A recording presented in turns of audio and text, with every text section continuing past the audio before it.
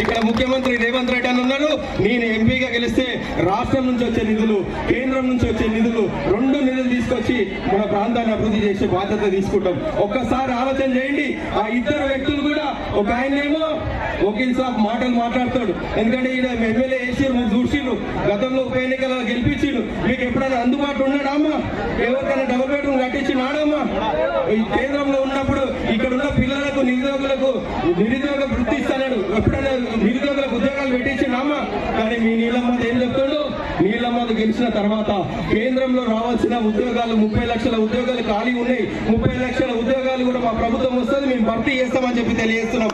ఇక్కడ ఉన్న యువత కూడా ప్రతి కాన్స్టిట్యున్సీలో 6 నెలలకు ఒకసారి నేను ఇక్కడున్న కంపెనీల వాళ్ళతో మాట్లాడి జాబ్ మీద పెట్టించి మీకు జాబులు ఇప్పించే బాధ్యత తీసుకుంటానని చెప్తున్నా ఉద్యోగస్తులకు, ఉద్యోగులకు, చదువుకున్న పిల్లలకు అందరూ.